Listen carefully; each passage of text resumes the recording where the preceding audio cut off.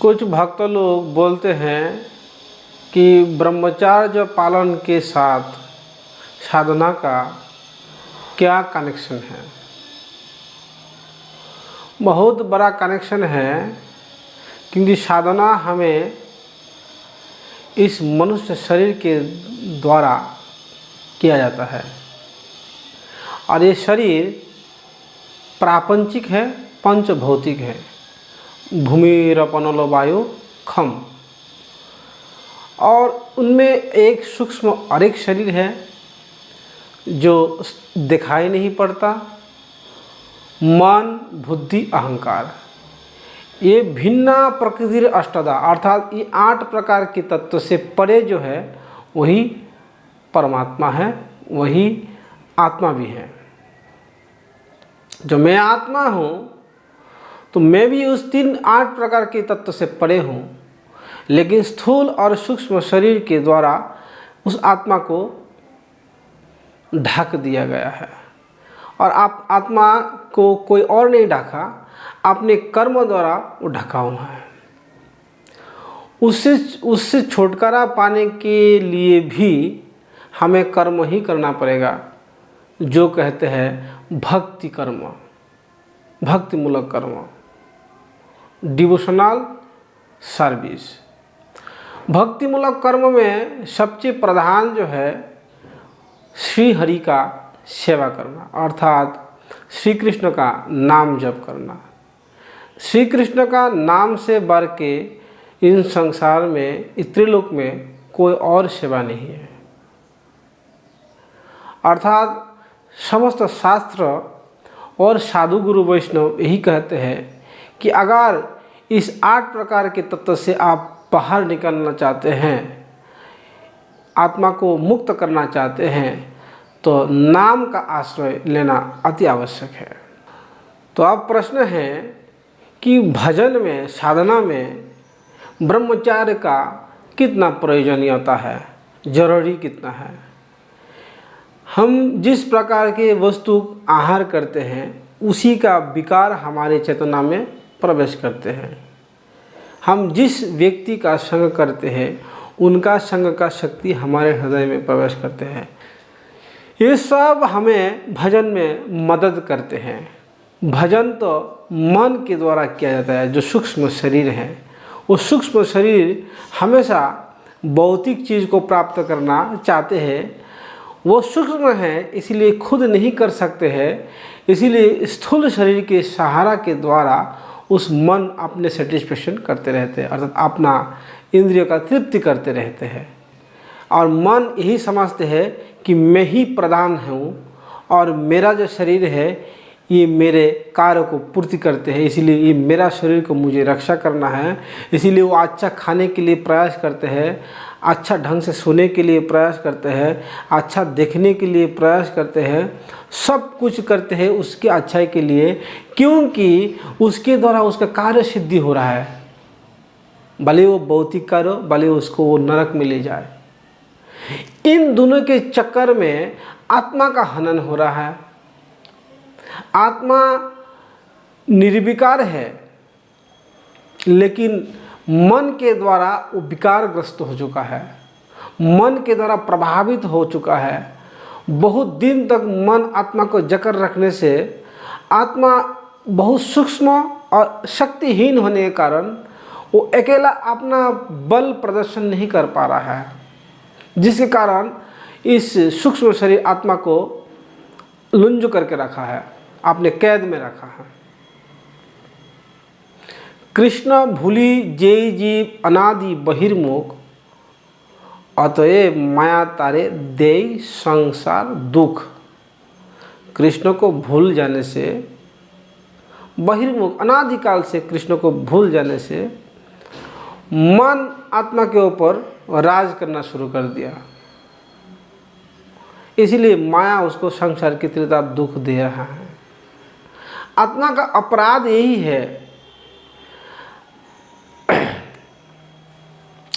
कि मन के द्वारा प्रभावित हो चुका है। मन ही मनुष्य का बंधु है और मन ही मनुष्य का शत्रु भी है। जिस मन के द्वारा हम भगवत सेवा अर्चन पूजा हरिनाम आदि करेंगे, उस मन उस जीव का बंधु के रूप में क्रिया करेंगे, अर्थात उसका सच्चा हितैषी बन जाएंगे। और जिस मन के द्वारा भौतिकता भोगने का, प्रापंचिक विषय को भोगने का इच्छा जागृत करेंगे, स्थूल शरीर के द्वारा भुगाने का प्रयास करेंगे, वह मन उस आत्मा का दुश्मन है। इसीलिए मन को शासित करना चाहिए। मन को शासित करने के लिए शास्त्र के और साधुगुरु वैष्णवों का अनुगत होना पड़ेगा। शास्त्र इसलिए कहते हैं, शासन करने से, शासन करके जो त्राण करते हैं उसको कहते हैं शास्त्र। जैसे कि भगवत गीता हो गया, श्रीमद् भागवत, चैतन्य चरितामृत, तो वेद आदि उपनिषद, ये सब शास्त्र है। शास्त्र वो अपना ज्ञान रूपी अस्त्र के द्वारा उस मन को जो शासन करे और शासन करके उसको उद्धार करे, उसको शास्त्र कहते हैं। जो शास्त्र इस प्रकार उद्धार का मार्ग नहीं दिखाते हैं, वो शास्त्र नहीं, वो कुशास्त्र है। भगवत गीता, श्रीमद् भागवत, चैतन्य चरितामृत, वेद, उपनिषद, पुराण आदि ये सब शास्त्र है। और साधु ऋषियों के द्वारा उस शास्त्र का ज्ञान हमें लेना चाहिए, क्योंकि शास्त्र का ज्ञान अगर हम प्रत्यक्ष रूप में लेने का प्रयास करेंगे तो उसका जो समझने का जो मिसअंडरस्टैंडिंग हमें हो सकता है। इसीलिए किसी विद्वान, तत्वज्ञ, रसिक भक्तों के चरणों में बैठ के ये सब तत्वों का समझना बहुत जरूरी है। क्योंकि शास्त्र तो आजकल सब लोग पढ़ रहे हैं, लेकिन शास्त्र पढ़ के भी लोग शुद्ध भक्ति के मार्ग में नहीं आ पाते हैं। इसका मूल कारण है शास्त्र का अभिप्राय को जानने वाला महापुरुष से वो शास्त्र को पढ़ा नहीं, जिसके कारण उसको मिसगाइड होकर वो गलत रास्ते में चले जाते हैं। भागवत परो गया भागवत स्थान। एक भागवत है ग्रंथ जो शास्त्र के रूप में हम देखते हैं, और एक भागवत है जो ग्रंथ भागवत को पी गया है, उसके नास नास में चढ़ी हुई है और वो उसी प्रकार अनुसरण करते हैं, वो है भक्त। ऐसा शुद्ध भक्त के पास रह करके ही वो ग्रंथ भागवत का आस्वादन करना चाहिए। ये शास्त्र का आज्ञा है। जैसा कि समुद्र का पानी अति लवणाक्त होता है, नमकीन होती है, कितना भी प्यासा होना क्यों, उस समुद्र का जल से किसी का प्यास बुझने वाला नहीं है। अगर समुद्र का पानी थोड़ा पी लिया जाए तो प्यास और 10 गुना बढ़ जाएगा। पहले बात तो पी नहीं सकता। उसी समुद्र का जल जब हवा के द्वारा प्रताड़ित होकर के वायु के द्वारा ऊपर चढ़ते हैं और बाष्पीभूत होकर के लवण तितर बितर हो जाते हैं और शुद्ध पानी ही उस मेघ में अतः बादल में रह जाता है, और सूर्य की प्रखर किरण के द्वारा जब उस बादल फट के जब बरसते हैं, वो जल समस्त जीव का जीवन स्वरूप हो जाता है। तो इसी प्रकार ये वेद वेदांत जो है एक विशाल समुद्र की तरह है, उसमें सभी प्रकार का विषय है। इसमें संसार भोगने का भी तरीका बतलाया, विषय ही किस प्रकार धीरे धीरे आध्यात्मिक मार्ग में आए उसका भी वर्णन किया गया, और शुद्ध स्तर का भी वर्णन किया गया, सत्य रज तम 3 गुण का भी वर्णन किया गया। त्रैगुण विषया वेदा, वेद जो है 3 गुण से प्रभावित है। निस्त्रय गुण भवार्जुन, हे अर्जुन वेद 3 गुण के द्वारा प्रभावित है, तुम इस 3 गुण से परे आओ। निस्त्रय गुण अर्थात 3 गुण से ऊपर आके भक्तिमय सेवा में मेरी आराधना करो। 3 गुण से परे क्या, मेरा आराधना ही 3 गुण से परे है। तो इसीलिए वेद में सभी प्रकार का ज्ञान है। अस्त्र शस्त्र कैसा चलाना चाहिए, राजनीति कैसा करना चाहिए, कूटनीति कैसा करना चाहिए, है सब कुछ है। लेकिन शुद्ध भक्ति का मार्ग लेने के लिए उस लवण का भी जरूरत है, उस नमकीन को हटाना पड़ेगा। तो जो कार्य सूर्यदेव ने किया वही महापुरुष है। वो महापुरुष रूपी सूर्य उसको उठा लेता है और हमें महापुरुष के द्वारा जो ज्ञान मिलता है वो शुद्ध ज्ञान है। डायरेक्ट समुद्र का पानी पियोगे नमकीन, इसी प्रकार सीधा सीधा जाके वेद वेदांत तो पढ़ोगे वो भी नमकीन। वेद वेदांत तो महापुरुषों के मुख से श्रवण करना चाहिए, उनसे शिक्षा ग्रहण करना चाहिए।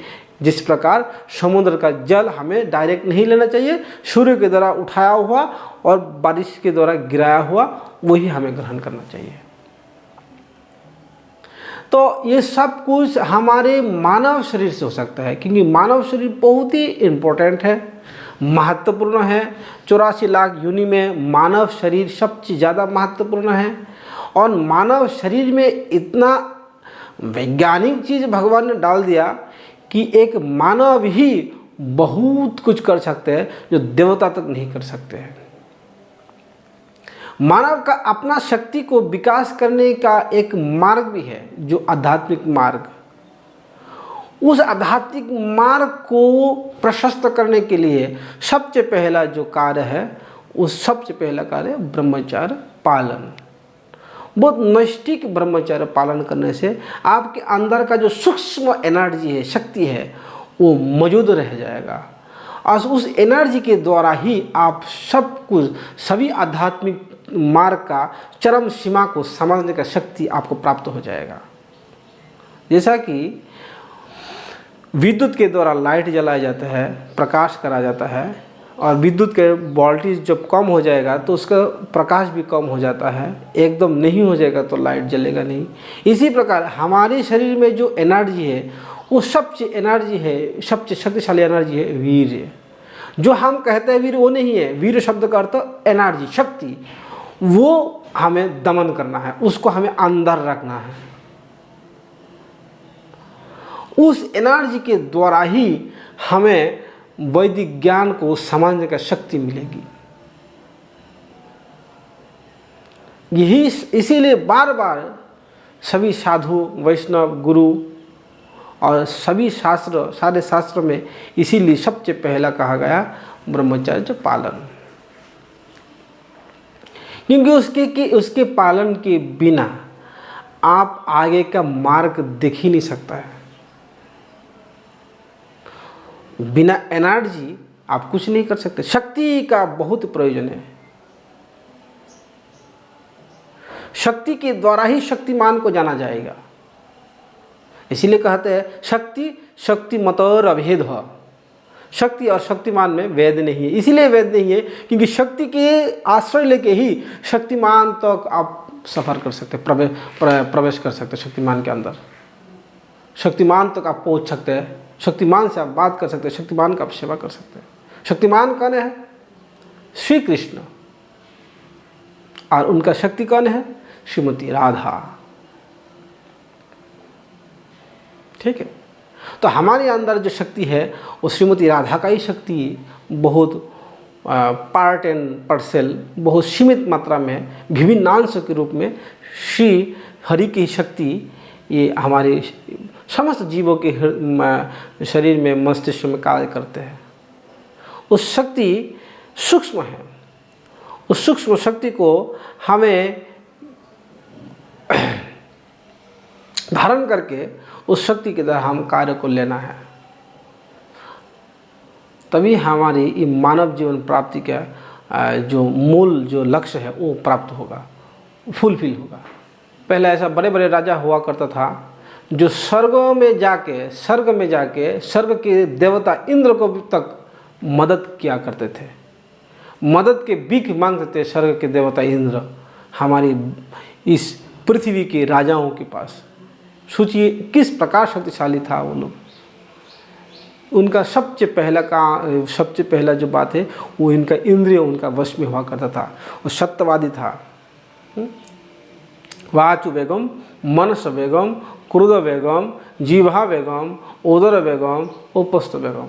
ये 6 वेग को जो दमन कर लिया है पृथ्वी में शिष्यात, और संपूर्ण जगत को अपना शिष्य बना सकते हैं। ऐसा ताकत आ जाते है उसमें। इस वेग को दमन करना पड़ता है। शास्त्र में ऐसा ही सब चीज़ नहीं बतलाएगा, उसके अंदर बहुत बड़ी बड़ी राज है। जब ये सब चीज़ हम ठीक ढंग से पालन करेंगे, ब्रह्मचर्य हम ठीक ढंग से पालन करेंगे। राम राम राम हरे हरे।